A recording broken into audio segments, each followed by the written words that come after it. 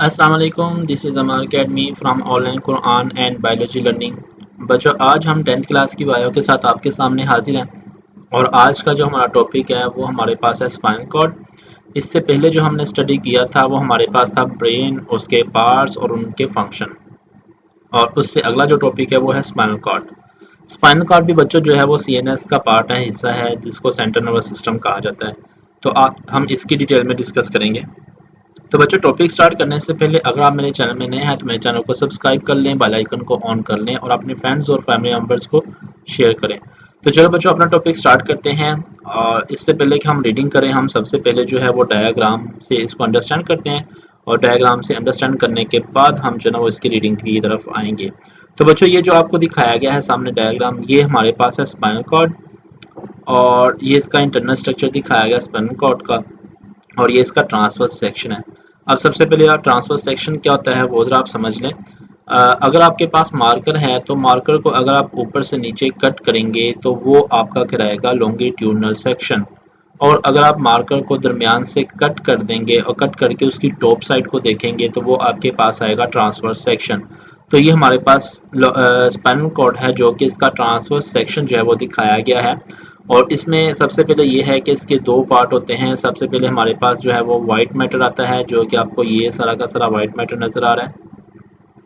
और उसके बाद फिर हमारे पास ग्रे मैटर आता है, जो कि आपको इनर पार्ट ये वाला बटरफ्लाई की तरह नजर आ रहा है। ठीक है। अब जो वाइट मैटर और ग्रे मैटर होता है, ये दो पार्ट हैं। और उसके अलावा जो हमारा स्पाइनल कॉर्ड है वो सारा का सारा ये है बस। अब ये जो स्पाइनल कॉर्ड में इंटर न्यूरॉन्स होते हैं, जैसे कि आपको ये नजर आ रहे हैं, ये लिखा हुआ है, ये इंटर न्यूरॉन्स है। और इसके बाहर जो हमारे पास सेंसरी न्यूरॉन्स और मोटर न्यूरॉन्स होते हैं।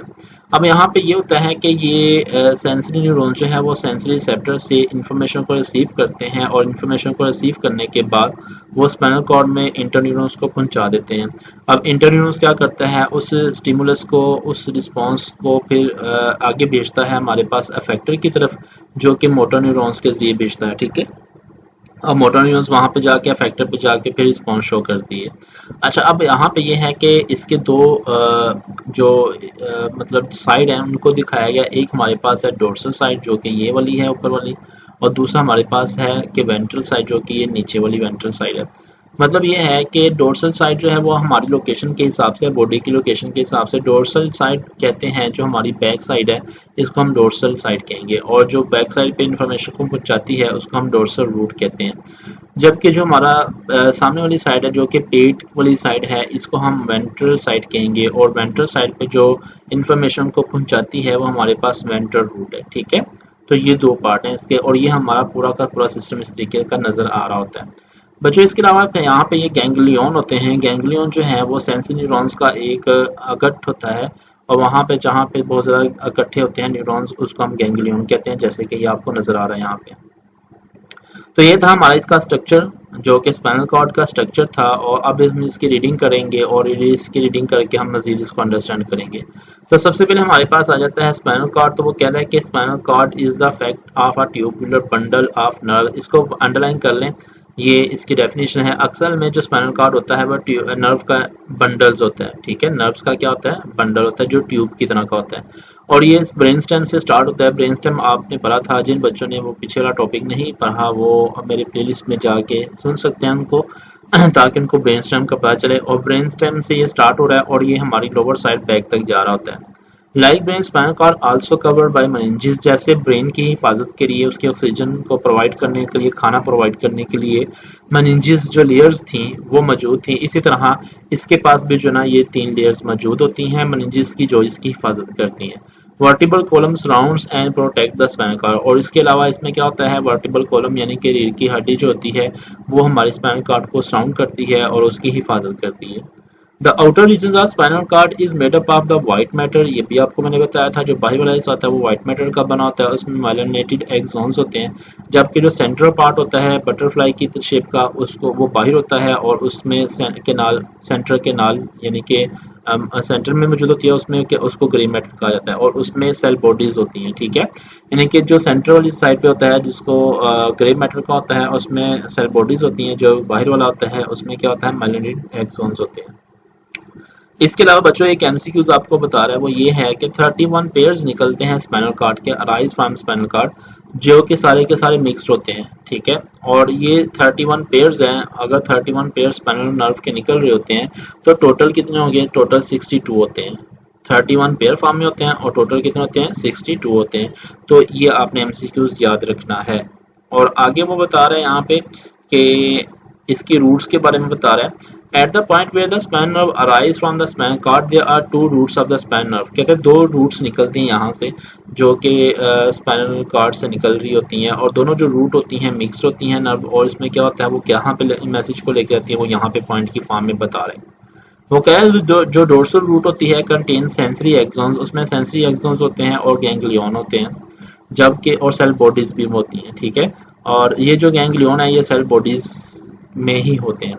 और दूसरा जो वेंट्रल रूट होता है उसमें क्या होते हैं, एक्सॉन्स होते हैं और मोटर न्यूरॉन्स होते हैं। ये दो चीजें उसमें मौजूद होती हैं, और वो कहाँ पे मैसेज पहुंचाते हैं ये मैंने आपको अभी बता दिया है।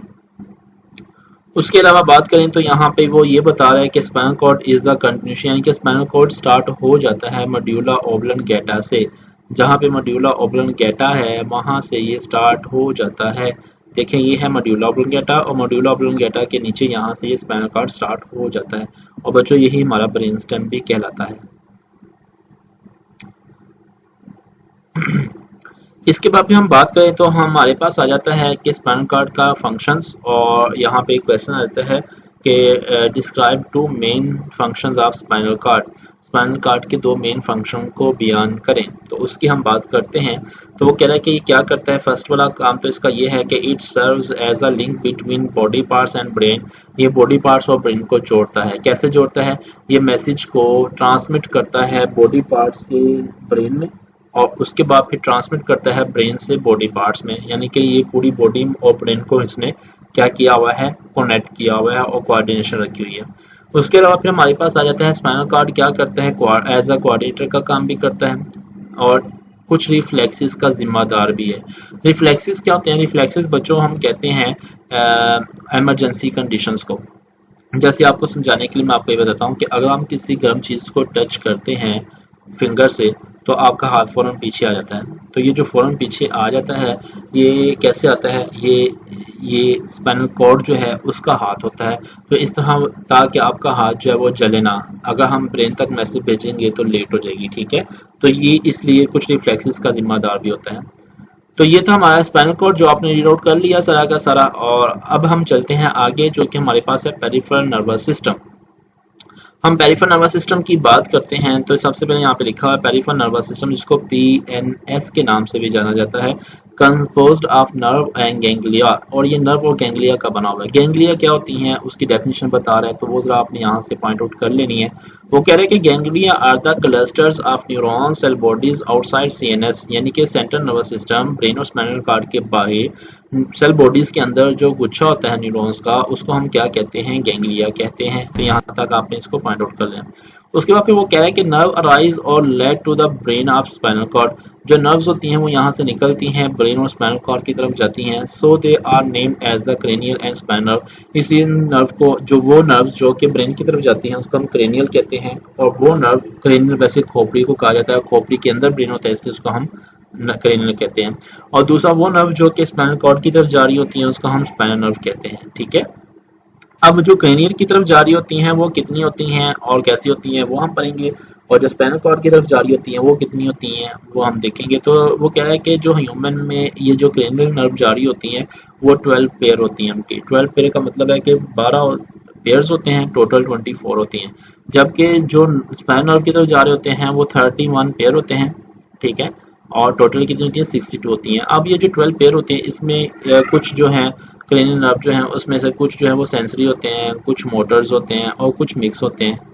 ये जो 12 पेयर है ये तीनों फॉर्म में मौजूद होते हैं। लेकिन जो स्पाइनल नर्व में जारी होती हैं वो सारी की सारी क्या होती हैं, मिक्स्ड होती हैं, ठीक है। उसमें मतलब सेंसरी मोटर जो है ना वो मिक्स्ड होती हैं सारी। अच्छा, अब आगे कह रहे हैं कि ये जो क्रेनियल है और स्पाइनल नर्व है मेक टू पाथवे, ये दो रास्ते बनाती हैं। एक रास्ते को हम कहते हैं सेंसरी पाथवे और दूसरे रास्ते को हम कहते हैं मोटर पाथवे। सेंसरी पाथवे जो है वो कहाँ पे जाता है, वो कहता है कि ये इम्पल्सिस को रिसेप्टर से सेंट्रल नर्वस सिस्टम की तरफ ले जाता है, जबकि जो मोटर पाथवे है ये सेंट्रल नर्वस सिस्टम से कहाँ पे ले जाता है, इफेक्टर तक इम्पल्सिस को लेके जाता है। ठीक है, तो ये दो रास्ते हैं जो कि अभी आपने पढ़े हैं कि जो क्रेनियल और स्पाइनल नर्व है, ये दो रास्ते होते हैं इनकी। एक ये रास्ता होता है जिसको हम सेंसरी कहते हैं, यानी कि वो सेंसरी रिसेप्टर से इंफॉर्मेशन को लेके सीएनएस तक ले जाती है, जबकि जो मोटर पाथवे है वो सीएनएस यानी कि स्पाइनल का ब्रेन से जो है इंफॉर्मेशन को कहाँ पे ले जाती है, वो ले जाती है वहाँ पे अफेक्टर्स तक अपना काम। अब मोटर पाथवे जो है वो दो, इसके पास दो सिस्टम होते हैं, मोटर पाथवे से के पास दो सिस्टम, यानी कि सीएनएस से फैक्टर्स तक पैगाम को लेके कैसे जाना है, उसके पास दो सिस्टम है, एक को हम कहते हैं सोमैटिक नर्वस सिस्टम और एक को हम कहते हैं ऑटोनोमिक नर्वस सिस्टम। तो सोमैटिक नर्वस सिस्टम जो है वो हमारे पास वॉलंटरी यानी कि जो हमारी मर्जी से काम करता है, जबकि जो ऑटोनोमिक नर्वस सिस्टम है वो खुद ब खुद काम करता है, वो हमारी मर्जी से काम नहीं करता। तो बच्चों ये सोमैटिक नर्वस सिस्टम से हम इंशाल्लाह कल जो है वो स्टार्ट करेंगे। आज का जो हमारा लेसन है वो यहीं पे कंप्लीट होता है, और आज हमने स्पाइनल कॉर्ड के बारे में पढ़ा और उस पेरिफेरल नर्वस सिस्टम के बारे में पढ़ा। उसके अलावा एक बॉक्स है येलो बॉक्स, ब्लू बॉक्स जो है हमारे पास, इसके हम पढ़ते हैं, ये एमसीक्यू उसमें बता रहा है आपसे, कह रहा है कि यहाँ पे स्पाइनल कॉर्ड की जो लेंथ होती है वो तकरीबन 40 सेंटीमीटर होती है, यानी कि 1 फीट से 10 सेंटीमीटर ज़्यादा। और दूसरा यह है कि इसकी जो मोटाई होती है वो कितनी होती है, थंब जितना हमारा अंगूठा होता है इतनी मोटाई होती है इसकी। ठीक है, तो ये वो बता रहा है, तो ये आपने याद रखना है। तो ये टॉपिक कंप्लीट हुआ हमारा, जो कि हमारे पास था पेरिफेरल नर्वस सिस्टम और स्पाइनल कॉर्ड। तो इस टॉपिक को आप याद करें इंशाल्लाह। अगर कोई क्वेश्चन हो तो कमेंट सेक्शन में जाके आप कमेंट्स में पूछ सकते हैं, मैं इंशाल्लाह आपको उसका आंसर दूंगा। कल इंशाल्लाह हम नए टॉपिक के साथ हाजिर होंगे, कल हम आपको बताएंगे हमारे पास जो जो पाथ है, जो सिस्टम है, जो तो उनके बारे में हम डिटेल में पढ़ेंगे। तो हमें इजाज़त दीजिए, कल इंशाल्लाह फिर हाजिर होंगे, तब तक के लिए अल्लाह हाफिज़।